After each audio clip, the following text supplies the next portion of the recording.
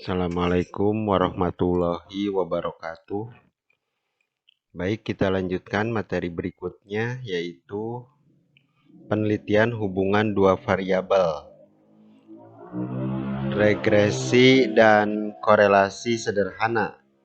Jadi yang kita bahas regresi dan korelasi sederhana saja ya. Nah, penelitian hubungan dua variabel ini dilakukan untuk mengetahui hubungan atau pengaruh antara satu variabel dengan variabel lainnya.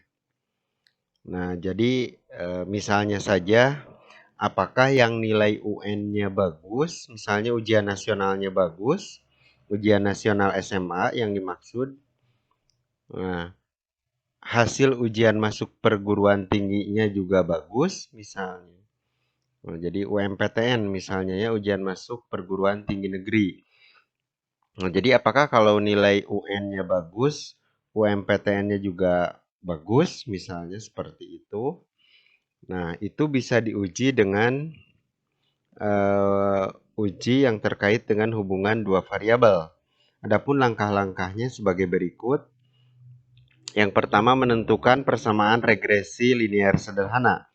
Karena kita batasi, yang akan kita bahas hanyalah persamaan regresi linear sederhana. Bentuk umum persamaan regresi linear sederhana adalah Y sama dengan A plus BX dengan nilai A dan B dicari dengan rumus A sama dengan seperti ini ya. Tetapi yang mesti dipahami itu berbeda antara sigma X kuadrat dengan kurung buka sigma X kurung tutup kuadrat. Jadi kalau ini jumlah dari X kuadrat, kalau yang ini jumlah X dikuadratkan ya. Itu harus dipahami simbol-simbol seperti itu. Nah, jadi seperti ini sigma X kuadrat. Nah, sigma X kuadrat ini adalah jumlah dari pengkuadratan dari masing-masing nilai X, kan begitu. Nah, kalau ini sigma X dikuadratkan. Nah, baik, untuk lebih jelasnya kita lihat contoh soal. Berikut adalah rata-rata nilai ujian nasional atau UN SMA dan hasil tes ujian masuk perguruan tinggi negeri atau UMPTN. Nah, ini datanya untuk siswa nomor 1 dan seterusnya nilai UN dan ini nilai UMPTN. Sebanyak 40 siswa. Pertanyaannya, tentukan variabel bebas atau X dan variabel terikatnya atau Y. Dan yang kedua, tentukan persamaan regresi linearnya. Nah, untuk menyelesaikan soal tersebut, kita jawab nomor 1, X sama dengan rata-rata nilai ujian nasional sebagai variabel bebas. Dan Y rata-rata nilai UMPTN sebagai variabel terikat. Perlu dipahami variabel bebas ini adalah variabel yang mempengaruhi variabel terikat. Dan variabel terikat adalah sebuah variabel yang dipengaruhi oleh variabel bebas.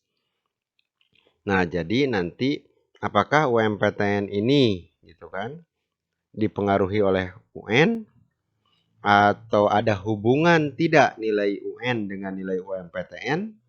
Misalnya saja kalau seorang siswa yang nilai UN-nya bagus, maka nilai UMPTN-nya juga bagus begitu. Atau malah sebaliknya, atau tidak ada hubungan begitu. Ya, kita harus mengujinya. Langkah yang kedua yaitu persamaan regresi dihitung sebagai berikut. Nah, jadi nanti buat juga tabel begitu ya. Misalnya nilai UN X, nilai UMPTN Y. Nanti buat kolom lagi X kuadrat, Y kuadrat, lalu X kali Y begitu. Ngebuat ya, jadi nanti buat tabel tambahan atau kolom tambahan pada tabel sekali lagi. Kalau ini X, ini Y, nanti buat X kuadrat, buat Y kuadrat, lalu X kali Y, lalu jumlahkan semuanya. Sehingga akan diperoleh data-data seperti ini.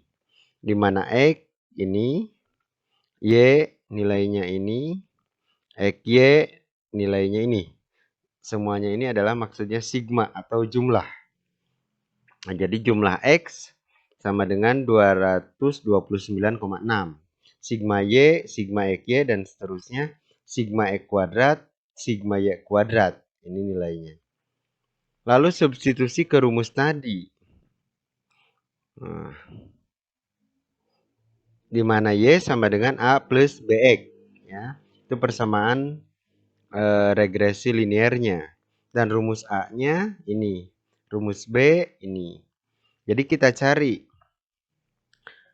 nilai A sama dengan, nah, substitusi ke rumus tadi, angka-angka yang telah diketahui atau yang telah kita hitung.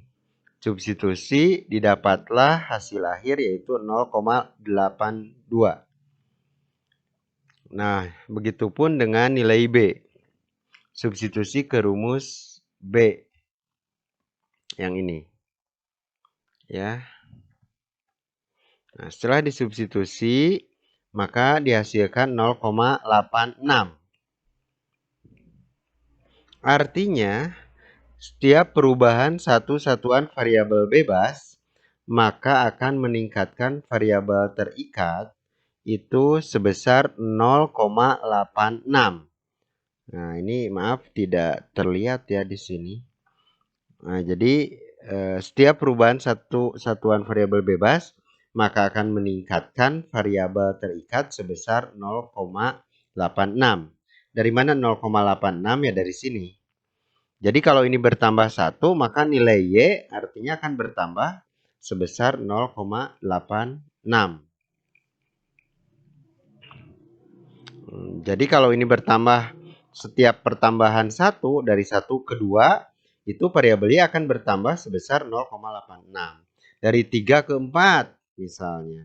Kan itu bertambah 1, maka Y juga akan bertambah sebesar 0,86. Itu maksudnya.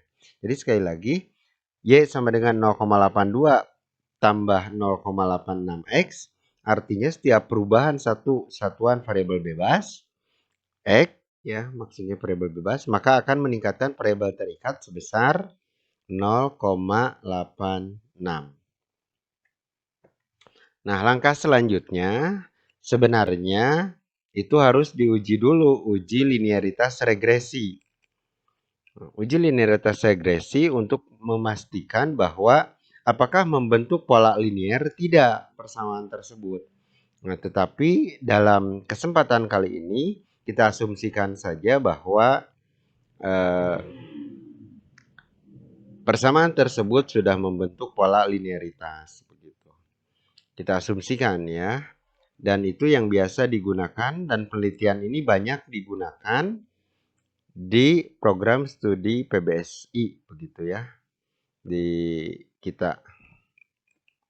Nah, jadi yang kedua langkah berikutnya menentukan besarnya koefisien korelasi dan koefisien determinasi. Untuk menentukan hubungan antara variabel bebas dengan variabel terikat, dihitung menggunakan rumus koefisien korelasi dari product moment atau Pearson, yaitu sebagai berikut. Nah, ini rumus Pearson atau product moment. R sama dengan, nah seperti ini. Keterangannya N sama dengan banyak pasangan data. N-nya. Tadi kita ketahui banyak pasangan datanya adalah 40 ya. Antara UN dan UMPTN banyak siswa atau banyak datanya ada 40. Sigma X, sigma Y dan seterusnya itu sudah dihitung. Nah, dihitung yang tadi ini. Nah, yang ini sudah dihitung. Lalu R, sehingga R ini adalah hasil perhitungan di bagian pembilang di atas, substitusi ke rumus ini, itu menghasilkan 1534,72. Dan yang bagian bawah setelah dihitung itu menghasilkan 1783,84 kali 1571,91. Nah, jadi rumus yang ini dihitung menghasilkan ini, lalu rumus yang ini dihitung menghasilkan ini. Sehingga dibulatkan menghasilkan 0,92. Nah, harga R tabel untuk taraf signifikan 1%. Nah, ini kita coba ya. Biasanya kita menggunakan 5% selalu. Nah, ini misal saja kita ingin mencoba dengan yang 1%.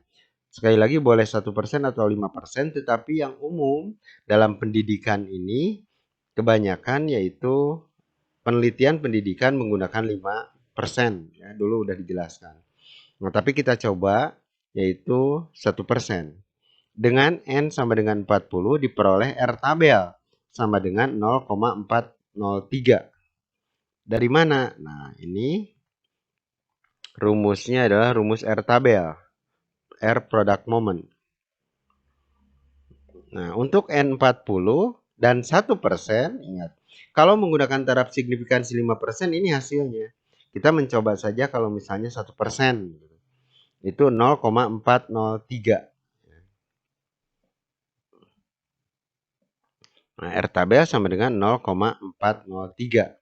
Karena R hitung lebih besar dari R tabel atau 0,92 tadi setelah kita hitung. Nah, ini 0,92 dan R tabelnya 0,403, maka dapat disimpulkan bahwa terdapat hubungan yang positif dan signifikan antara nilai UN dengan UMPTN. Nah, jadi terdapat hubungan yang positif dan signifikan antara nilai UN dengan UMPTN karena R hitung lebih besar dari R tabel.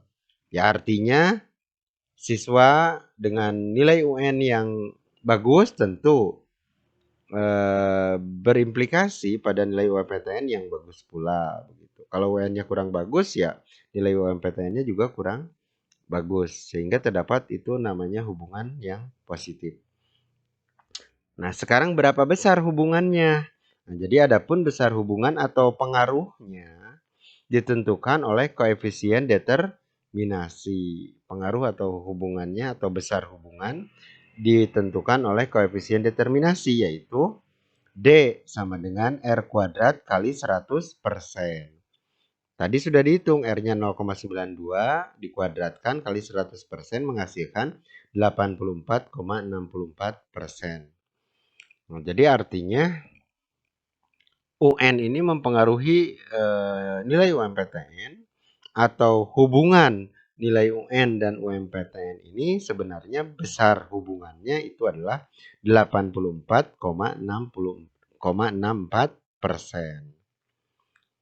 Yang lainnya ya tentu tidak semuanya 100% ya dipengaruhi atau hubungan UN dengan UMPTN itu adalah 100%. Nah, masih ada sisa yaitu 100% kurang 84,64% sama dengan 15,36%, itu ditentukan oleh faktor lain. Nah, jadi ini hubungannya itu UMPTN itu dipengaruhi oleh UN itu sebesar 84,64%. Nah, sisanya 15,36% itu ditentukan oleh faktor lain ya. Banyaklah ya faktor lain, bisa saja masalah-masalah yang memang misalnya saja pada diri siswanya kurang fit atau bagaimana, atau mungkin sedang justru sebaliknya sedang fit atau sedang sangat siap, atau mungkin juga hal-hal lain, faktor emosional, faktor pikiran, atau mungkin faktor yang lainnya.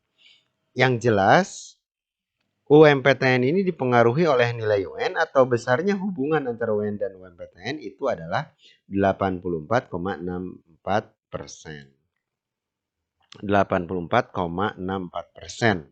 Sisanya 15,36% ditentukan atau dipengaruhi oleh faktor yang lain. Ya, itu saja untuk kesempatan kali ini. Agar durasi tidak begitu panjang, kita akhiri saja video kali ini. Wassalamualaikum warahmatullahi wabarakatuh.